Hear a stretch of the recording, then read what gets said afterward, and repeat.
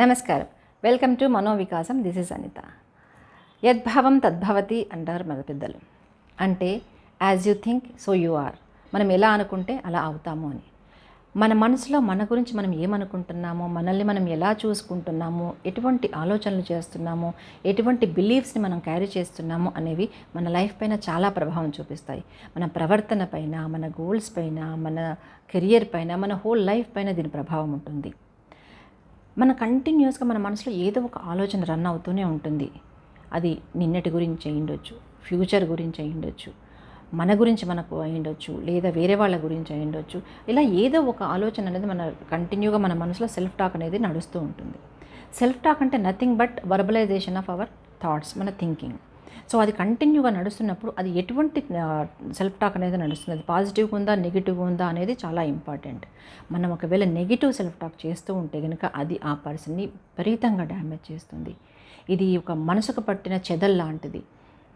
బయటికి చూడడానికి బాగానే కనిపిస్తారు కానీ లోపల లోపల వాళ్ళు అనేది కృంగిపోతూ ఉంటారు. వాళ్ళ మనసులో సెల్ఫ్ కాన్ఫిడెన్స్, సెల్ఫ్ ఎస్టీమ్ అనేది విపరీతంగా డ్యామేజ్ అవుతుంది. ఈ వర్డ్స్ మనం ఏదైతే ఈ సెల్ఫ్ టాక్లో యూజ్ చేస్తున్నామో, మన నెగిటివ్ కానీ పాజిటివ్ కానీ, అవి మన పైన ఎందుకు అఫెక్ట్ చూపిస్తున్నాయి, అసలు వర్డ్స్ ఎలా అఫెక్ట్ చూపిస్తాయి అంటే వాటికి మనం ఎమోషన్స్ని అటాచ్ చేస్తాం కాబట్టి అవి మన పైన అఫెక్ట్ చూపిస్తాయి. మనం వాడే పదాలకి ఎటువంటి పవర్ ఉంది అంటే అవి ఏ విధంగా ఎఫెక్ట్ చేస్తాయనే దానికి ఒక పర్సన్ అనేది ఎక్స్పెరిమెంట్ చేశారు. ఒక జపనీస్ పర్సన్, ఆయన పేరు డాక్టర్ మసారో ఎమటో.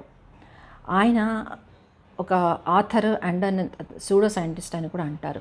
సో ఆయన 1990s వాటర్ క్రిస్టల్ పైన ఎక్స్పెరిమెంట్ చేశారు. అలాగే ఆయన ఒక 2004లో ఒక బుక్ రాశారు. అది 2004లో పబ్లిష్ అయ్యింది. అది హిడెన్ మెసేజెస్ ఇన్ వాటర్ అని. అది న్యూయార్క్ టైమ్స్ బెస్ట్ సెల్లర్గా కూడా ఉండింది. సో ఆయన ఏమంటారంటే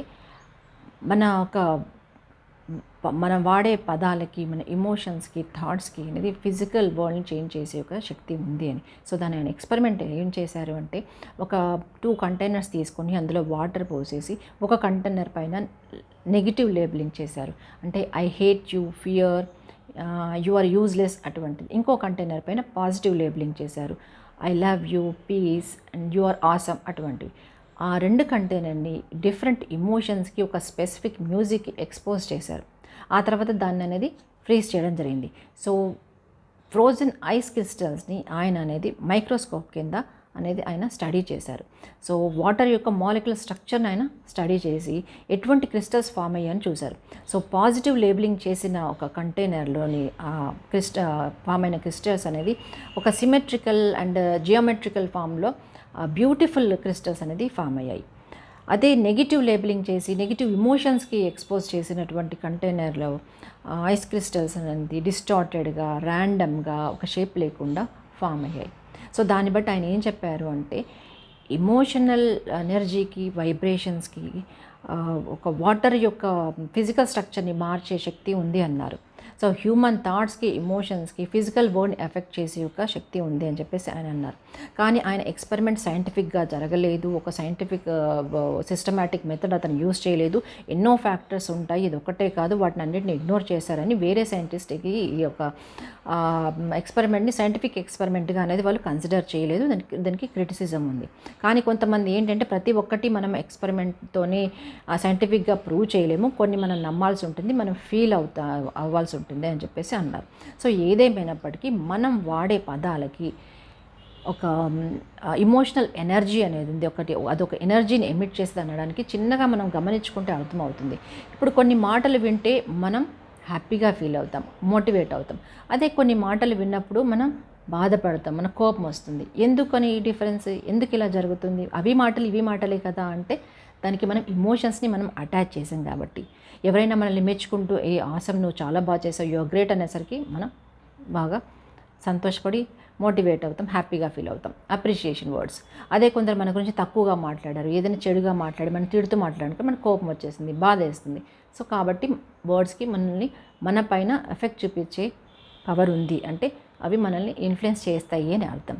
సో కాబట్టి మన గురించి మనం మాట్లాడుకునేదైనా కూడా, అవతల వాళ్ళ గురించి మాట్లాడేటప్పుడైనా కూడా చాలా జాగ్రత్తగా ఉండాలి. మన మాట జరభద్రం. సో దీనిపైనే నేను వేరే వీడియోస్ కూడా చేశాను, అవి లింక్ డిస్క్రిప్షన్ బాక్స్లో ఇస్తాను. అవి మీరు చూడండి, నచ్చితే షేర్ చేయండి. షేర్ చేయడం వల్ల అవేర్నెస్ పెరుగుతుంది. అవేర్నెస్ పెరిగితే ఇంప్లిమెంటేషన్ జరుగుతుంది. ఇంప్లిమెంటేషన్ జరిగితే చేంజ్ అనేది మొదలవుతుంది. So let's be part of positive change. Thank you. So ఇక మన టాపిక్లోకి వస్తే, అసలు ఎందుకని ఇలా నెగిటివ్ సెల్ఫ్ టాక్ జరుగుతుంది, ఎందుకు ఎలా ఫామ్ అవుతాయి అని అనుకుంటే కనుక, ఒక టైప్ ఆఫ్ థింకింగ్ ఉన్న వాళ్ళు ఎక్కువగా ఇటువంటి నెగిటివ్ సెల్ఫ్ టాక్ అనేది చేసుకుంటూ ఉంటారు. లైక్ పెసిమిస్టిక్ థింకింగ్, అంటే ఏదైనా కూడా వర్స్ట్గా ఆలోచించడము, వర్స్ట్ అవుట్కమ్ని ఎక్స్పెక్ట్ చేస్తూ ఉండడము. చుట్టుపక్కల ఎంత పాజిటివిటీ ఉన్నా కూడా వాళ్ళు నెగిటివ్ వైపే వాళ్ళ ఫోకస్ అనేది వెళ్తుంది. ఫర్ ఎగ్జాంపుల్, వాళ్ళు ఏదైనా ఎక్కడికన్నా ట్రావెల్ చేస్తున్నారు, ప్లేన్లో ఉన్నారు, సడన్గా అనుకోకుండా ప్లేన్ కొంచెం టర్బులెన్స్కి గురైంది అనుకోండి, దెన్ వెంటనే అబ్బో ప్లేన్ క్రాష్ అయిపోయేటట్టుంది, ఇంకా క్రాష్ అయిపోయి పడిపోతే ఇంకా నేను చచ్చిపోతాను, అక్కడితో ఆగదు. నేను అసలు ట్రైన్ టికెట్ బుక్ చేసుకుందాం అనుకున్నాను, కానీ లాస్ట్ మినిట్లో ప్లేన్ టికెట్ బుక్ చేశాను, అనవసరంగా బుక్ చేసుకున్నాను, అసలు నేను ఎప్పుడు కరెక్ట్ డిసిజన్ తీసుకొని ఎప్పుడు మెస్అప్ చేస్తాను అన్న దగ్గర మొదలైతే, ఫ్యూచర్లో వాళ్ళు ఎప్పుడు డిసిజన్ తీసుకోవాలన్నా కూడా కాన్ఫిడెంట్గా డిసిజన్ తీసుకోలేని పరిస్థితి వరకు వెళ్ళిపోతూ ఉంటుంది. ఇక నెక్స్ట్ క్యాటస్ట్రోఫైజింగ్, అంటే చిన్న మిస్టేక్ని మొత్తం ఇన్కేపబిలిటీకి వాళ్ళు అటాచ్ చేసేసి చూసుకోవడము, అంటే చాలా ఎగ్జాగరేట్ చేసి చూడడం. మనం అంటాం కదా, చిన్న విషయాన్ని భూతద్దంలో చూస్తున్నాము అని, ఆ విధంగా వాళ్ళనే చూడడము. ఏదైనా చిన్నగా హెడేక్ రావడము, లేదా ఏదైనా స్కిన్ పైన ర్యాషెస్ వచ్చాయనుకోండి, అది చూసుకుని అమ్మ బాబు ఈ ర్యాష్ వచ్చి ఇదంతా ఇంకా నా శరీరం అంతా పాకుతుందేమో, ఇది బహుశా క్యాన్సర్ ఏమో, క్యాన్సర్ వస్తే ఎలా, నేను చచ్చిపోతానేమో, ఇంతవరకు వెళ్ళిపోతుంది వాళ్ళ థింకింగ్ అనేది. ఇక నెక్స్ట్ పర్సనలైజేషన్, అంటే ఏదైనా ఏం జరిగినా కూడా వాళ్ళని ఎత్తి మీద తీసేసుకుంటుంటారు. అంటే నా వల్లే జరిగింది, నేను ఒక బర్డెన్లా తయారయ్యాను అనుకోవడము. అంటే ఏదైనా డ్యామేజ్ జరిగినా, ఏదైనా ప్రాజెక్ట్ ఫెయిల్ అయినా, ఏదైనా లాస్ అయినా కూడా నా వల్లే. వాళ్ళ మిస్టేక్ అందులో ఉంటుందేమో కొంత, కానీ మిగతా ఎన్నో ఫ్యాక్టర్స్ ఉంటాయి ఒక ప్రాజెక్ట్ ఫెయిల్ అవ్వడానికి, కానీ ఏదైనా లాస్ జరిగినా. సో అవన్నిటిని వదిలేసి మొత్తం తప్పంతా వాళ్ళని ఎత్తి మీద పెట్టుకొని నెగిటివ్గా ఆలోచించి వాళ్ళని వాళ్ళు ఇన్కేపబుల్గా, వాళ్ళని వాళ్ళు ఒక లూజర్గా అనేది చూసుకోవడం జరుగుతుంది. ఇక నెక్స్ట్ పర్ఫెక్షనిజం. ఇది ఎలా ఉంటుంది అంటే, ఒక అన్రియలిస్టిక్ గోల్స్ పెట్టుకొని అది రీచ్ కావాలి, అది రీచ్ అవ్వలేకపోతే I'm a failure, I'm a loser అని చెప్పేసి అనుకోవడం.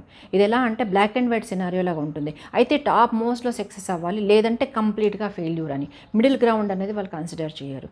సో అందరూ నన్ను ఇష్టపడాలి, నేను అందరికంటే టాప్లో ఉండాలి, అలా లేదు అంటే I'm fit for nothing, I'm a failure, I'm a loser అని అనుకోవడం. ఇక నెక్స్ట్ కంపారిజన్. కంపారిజన్ అంటే, నాతో ఉన్న వాళ్ళందరూ బాగా సెటిల్ అయిపోయారు, వాళ్ళందరూ మంచి పొజిషన్స్లో ఉన్నారు, బాగా సంపాదించేస్తున్నారు, నేను సరిగా లేను, నేను వాళ్ళని రీచ్ అయ్యలేకపోతున్నాను, వాళ్ళు కరెక్ట్ టైంకి కరెక్ట్ డిసిషన్ తీసుకున్నారు, నేను అలా చేయలేకపోయాను, వాళ్ళు బాగా మంచిగా థింక్ చేస్తారు, నాకు అసలు థింకింగ్ క్యాపబిలిటీని లేదు, నా డిసిషన్ క్యాపబిలిటీ లేదు అని చెప్పేసి వాళ్ళని వాళ్ళు అనేది తక్కువగా చేసుకొని చూసుకోవడము, అలా కంపేర్ చేసుకోవడము. ఇది కంపారిజన్ అంటే, ఇది నేను ఒక వీడియోలో మీకు చెప్పాను. అంటే ఒక చేప అనేది కోతితో కంపేర్ చేసుకొని చూడము. కోతి బయట ప్రపంచాన్ని బాగా చూస్తుంది, బాగా ఎంజాయ్ చేస్తుంది, నేను మాత్రం ఈ నీళ్ళలోనే బడి ఉన్నాను, నాకు బయట ప్రపంచం ఏమీ తెలియట్లేదు అని చెప్పేసి దాన్ని చూసి దానిలాగా నేను ఉండలేకపోతున్నాను అని చెప్పేసి ఫిష్ అనేది బాధపడుతూ డిప్రెషన్లోకి వెళ్ళడం అనమాట. అది మీరు కావాలంటే లింక్ ఇస్తాను, చూడండి. సో ఇది ఒకటే కాకుండా, ఇప్పుడు థర్డ్ పర్సన్ని ఇద్దరు పర్సన్ని కంపారిజన్, అంటే ఇప్పుడు దీనికి ఒక నేను ఇన్సిడెంట్, ఒక కేసు చెప్తాను. పేరెంట్స్ అనేది వాళ్ళ ఇద్దరి పిల్లల్ని ఒక స్కూల్లో చేర్పిస్తారు. అంటే పేరెంట్స్ టీచర్ కంపారిజన్ గురించి చెప్తున్నాను. వాళ్ళ కంపారిజన్ పిల్లల మీద ఎంత ఇంపాక్ట్ ఉంటుంది అని. సో వాళ్ళు స్కూల్లో చేర్పిస్తారు. ఒక బాబు పాప ఎవరైనా, ఒక అతనేమో, ఒక చైల్డ్ ఏమో అకాడమిక్స్లో బాగా ఉంటాడు, ఇంకొక చైల్డ్ ఏమో స్పోర్ట్స్లో బాగా ఉంటాడు. కానీ వీళ్ళు చేర్పించిన స్కూల్ ఏంటంటే, అన్ఫార్చునేట్లీ దానికి స్పోర్ట్స్కి అందులో స్కోప్ లేదు. సో వీళ్ళిద్దరిని ఒకరు 6th 7th క్లాసులలో వాళ్ళు చేర్పిస్తారు. వాళ్ళిద్దరికి సేమ్ టీచరే ఉంటారు. సో వీళ్ళు చదువుతూ ఉన్నప్పుడు ఆ టీచర్ ఏంటంటే, వాళ్ళ ఒక సిబ్లింగ్ ఇంకో క్లాస్లో ఉన్నారు అని తెలుసు కాబట్టి, మీ బ్రదర్ కానీ మీ బాగా చదువుకుంటున్నాడు, నువ్వెందుకు అలా చదవట్లేదు, వాళ్ళు చూసి మంచి చదువుకోవచ్చు కదా అన్న దగ్గర నుంచి స్టార్ట్ అవుతుంది కంపారిజన్. చాలా ఏంటి అతను బాగా అటెంటివ్గా ఉంటారు, నువ్వెందుకు అటెంటివ్గా ఉండట్లేదు, అతను బాగా చదువుతున్నాడు, నువ్వెందుకు ఇంత డిస్ట్రాక్ట్గా ఉన్నావు, నీకు ఏది చెప్పినా తొందరగా అర్థం కాదు, నువ్వు మట్టి బుర్ర, నీకు ఒక యూజ్లెస్ పర్సన్వి, అని చెప్పి అంతవరకు వెళ్ళిపోతుంది ఆ కంపారిజన్. ఈ యువతల ఇంకో చైల్డ్తోని నువ్వు చెప్పొచ్చు కదా మీ బ్రదర్కి, నువ్వు బాగానే చదువుతున్నావు కదా, మీ బ్రదర్కి ఇంట్లో చెప్పొచ్చు కదా, మీ పేరెంట్స్కి చెప్పొచ్చు కదా అని కంప్లైంట్స్ వరకు వెళ్ళిపోయేసరికి ఆ సున్నితమైన మనసులో అది నిజంగా అది ఎలా ఇంప్రెషన్ పడిపోతుందంటే నిజమేనేమో అని, నిజమని నమ్మడం, నిజమేనేమో నేను ఇన్కేపబుల్, నాకు ఏమీ రాదు, నేను సరిగా చదవలేకపోతున్నా, నా బుర్రకి ఏమీ ఎక్కదు, నిజంగానే నాది మట్టి బుర్ర అని అక్కడ ఇంప్రెషన్ పడిపోయి అది పెరిగి పెద్ద అయిన తర్వాత ఏదైనా డిసిజన్ తీసుకునేటప్పుడు కాన్ఫిడెంట్గా డిసిజన్ తీసుకోలేని పరిస్థితి వరకు వెళ్ళిపోయింది. సో ఎంత భయంకరంగా ఉంటాయి కాన్సిక్వెన్సెస్ కంపారిజన్లో. సో దయచేసి టీచర్స్ అండ్ పేరెంట్స్ దయచేసి మీరు కంపారిజన్ చేయొద్దు. వాళ్ళతో నిన్నటికంటే నేడు ఎలా బెటర్గా, నేటికంటే రేపు ఎలా బెటర్గా ఉంటారని కంపేర్ చేసుకునే విధంగా హెల్తీ కంపారిజన్ ఎంకరేజ్ చేయండి. కానీ ఇటువంటి కంపారిజన్ చాలా డ్యామేజ్ చేస్తుంది. అది తర్వాత దాన్ని మనం రివర్స్ చేయలేని స్థితికి వెళ్ళిపోతుంది. సో కాబట్టి ఇదొకటి గమనించుకోండి. అండ్ ఇంకా ఇలాంటి నెగిటివ్ సెల్ఫ్ టాక్ చేసే వాళ్ళ మైండ్ సెట్ కానీ బిహేవియర్ ఎలా ఉంటుంది అంటే, ఇందాక చెప్పినట్టు వాళ్ళు అనేది సెల్ఫ్ లేబులింగ్ చేసుకుంటారు. అంటే ఏది జబ్బు జరిగినా వాళ్ళ నెత్తి మీద వేసుకున్నట్టుగా నేను సరిగా చేయలేకపోతున్నాను, సరిగా పర్ఫామ్ చేయలేకపోతున్నానని వాళ్ళని నేను I'm a bad parent, I'm a bad mother, I'm a bad spouse అని చెప్పేసి వాళ్ళు సెల్ఫ్ లేబులింగ్ చేసుకోవడము, ఓవర్ జనరలైజ్ చేసేసుకోవడము. అంటే చిన్నది ఎక్కడైనా ఏదైనా సిచ్యువేషన్లో ఏదైనా ప్రాబ్లం జరిగితే అది అన్ని సిచ్యువేషన్స్లో అలాగే జరుగుతుంది అని చెప్పేసి జనరలైజ్ చేసేసి చూసుకొని ఇంకా నా వల్ల కాదు, నేను చేయలేను, నేను నాతో కాదు అని చెప్పేసి అనుకోవడము. తర్వాత హోప్లెస్గా ఉండడము. అంటే ఇంకా ఇంతే నా లైఫ్, నేను ఇంకా ఈ లైఫ్ ఇలాగే కొనసాగాల్సిందే, ఇందులో ఇంకా ఏమీ ఇంప్రూవ్మెంట్ అయ్యేది ఛాన్స్ లేదు అని చెప్పేసి గివప్ చేయడం. అంటే ఏమంటారు, nothing ever going to get better అని చెప్పేసి వాళ్ళు ఫిక్స్ అయిపోయి ఇంకా కెరియర్ రూన్ అయిపోయింది, నా లైఫ్ ఇంతటితో ఆగిపోయింది అని చెప్పేసి అనుకోవడం అనమాట.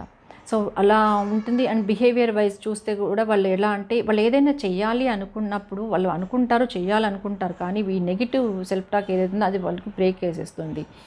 ఇప్పుడు ఎక్సర్సైజ్ చేయాలి, నేను బరువు తగ్గాలంటే నేను ఎక్సర్సైజ్ చేయాలి అని అనుకుంటారు. కానీ ఎనీవే నేను ఈ ఒక్కరోజు లేస్తాను కానీ రేపటి నుంచి ఎలాగో నేను లేను, అయినా లేచినా పెద్ద నేను తగ్గేది ఏమీ లేదు, నేను ఇంకా సన్నబడినప్పుడు what is the point in getting up early అనుకోవడము.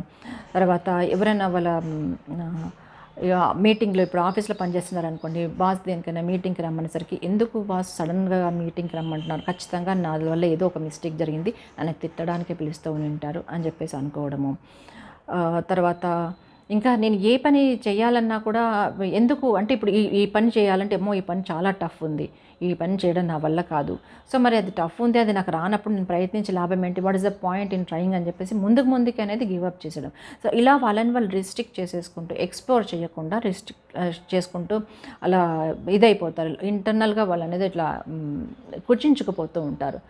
So దీని అన్నిటికీ కారణం ఏంటి అని అంటే, రూట్ కాజ్ ఏంటి అని చూస్తే అగైన్ మళ్ళీ అది పాస్ట్ ఎక్స్పీరియన్సెస్ ఉంటుంది, అండ్ ట్రౌమాటిక్ చైల్డ్హుడ్ ఎక్స్పీరియన్సెస్ ఉండొచ్చు, పేరెంటల్ ఎక్స్పెక్టేషన్స్, సొసైటల్ ప్రెషర్స్, వీటన్నిటి కారణంగా కూడా ఇది ఇలా జరుగుతుంటుంది. సో ఇది ఎలా ఈ నెగిటివ్ సెల్ఫ్ టాక్ని ప్యాటర్న్ని ఎలా మనం బ్రేక్ చేయాలి, అసలు ఎన్ని ఏరియాస్ మీద ఇది ఇట్లా ఎఫెక్ట్ చూపిస్తుంది అనే విషయాలు అనేది నెక్స్ట్ వీడియోలో మాట్లాడుకుందాము. సో అంతవరకు think healthy, eat healthy, stay happy. Thank you.